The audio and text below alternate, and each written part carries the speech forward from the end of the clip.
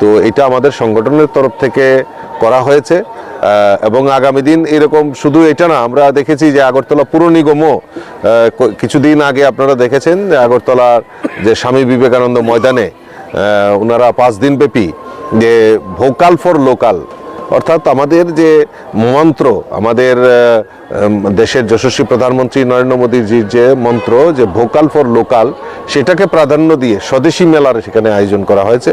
তো এরকম প্রত্যেকটা জায়গায় আমরা আমাদের যারা স্বদেশি, যারা আমাদের সেলফ হেল্প গ্রুপ এবং আমাদের যারা রাজ্যের তৈরি জিনিস যাতে সমস্ত জায়গায় প্রচার প্রসার করতে পারে এইরকম মেলার আয়োজন করে থাকে। এটা মূলত 2 দিনের জন্য এখানে করা হয়েছে। না দেখুন, আগে তো সংকীর্ণ রাজনীতি করা হতো।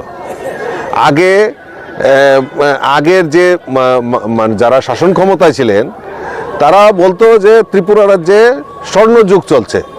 অ্যাকচুয়ালি স্বর্ণযুগ কাকে বলে, ডেফিনেশনটা কি, এখন পর্যন্ত এটার ব্যাখ্যা খুঁজে পাইনি। 18-র পর থেকে আমাদের সরকার এসছে, এই 18-র পর থেকে আমাদের সরকার, আমাদের মুখ্যমন্ত্রীরা গিয়ে যে হয়তো সোনার খনি পেয়ে যাবেন, কিন্তু উল্টা গিয়ে দেখলেন 13,000 কোটি টাকা ঋণের বোঝা চাপিয়ে গেছে এবং একটা অস্থির বাতাবরণ এই ত্রিপুরা রাজ্যে বিদ্যমান ছিল। সেটাকে উত্তরণ করে আমাদের যেটা সবচেয়ে প্রায়োরিটি, আমাদের সরকার যেটা প্রায়োরিটি দিচ্ছে সেটা হলো আমাদের এই ল অ্যান্ড অর্ডার, আইন শৃঙ্খলা।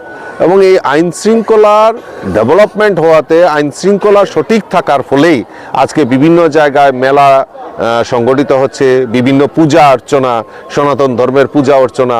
আজকে ত্রিপুরা রাজ্যে গণেশ পূজা কয়টা জায়গাতে হতো, আছে রাজ্যের আনাচে কানাচে সমস্ত জায়গায় গণেশ পূজা সংগঠিত হচ্ছে। আজকে দুর্গা পূজাকে সামনে রেখে, দুর্গা পূজা তো হয়ই, তার পাশাপাশি আমাদের আগরতলা পুর নিগম থেকে কার্নিভালের মাধ্যমে মানুষকে আরও মনোরঞ্জন করার প্রয়াস সেখানে করা হয়। অর্থাৎ আমাদের এই ল অ্যান্ড অর্ডার সিচুয়েশন, মানে ল অ্যান্ড অর্ডারটাকে নিয়ন্ত্রণ আমাদের সরকার করেছে।